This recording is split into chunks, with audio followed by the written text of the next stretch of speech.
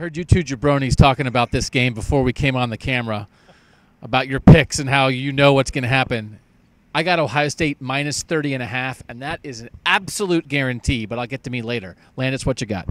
I don't have an absolute guarantee that Ohio State will cover. I think there are a lot of kinks to work out in this offense, and I think, like you said in Outrageous Predictions, they can just run the ball and win, and I agree with that.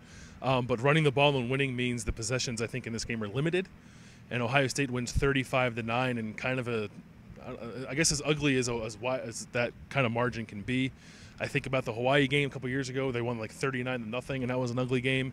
Just kind of muck it up. Army's a weird team to play. I think they move it between the 20s but don't score touchdowns. And Ohio State, riding the run game, wins comfortably, but you're still wondering what's up with the pass game when they win by 35-9. Bielik? I've got Ohio State 38, Army 17. And Army's on its best run it's had in 21 years. And I'll give new head coach Jeff Monken credit for that. And the way service academies play, those are teams you have to play for 60 minutes because those are relentless players. The triple option is a tricky offense. So I think they'll get their points. I think they'll find ways to get in the end zone, but I think Ohio State will physically overpower Army. I said in my outrageous picks, Army's going to throw for 100 yards. I really do believe they have a good chance to do that. But I think at the end of the day, Ohio State will lean on the run. Even though Urban Meyer didn't necessarily say that's what they were going to do, I think that's what they will end up doing. They'll win, although I think it won't be as comfortable a margin until maybe early in the third quarter. All right, so this is what's going to happen. Listen up, peoples. Jabronis. It's going to be 21-13 at halftime, Ohio State, and everyone's going to be a little shut out Army in the second half, win 49-13.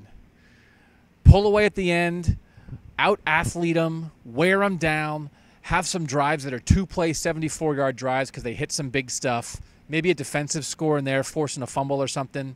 This is exactly the kind of game where Ohio State comes out and looks great. Like Indiana, they were a little iffy in the first half, then looked good in the second half.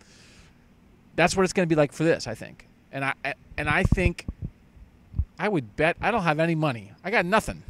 I'm a penniless fool. If I had any money, I would bet it on Ohio State minus 30.5.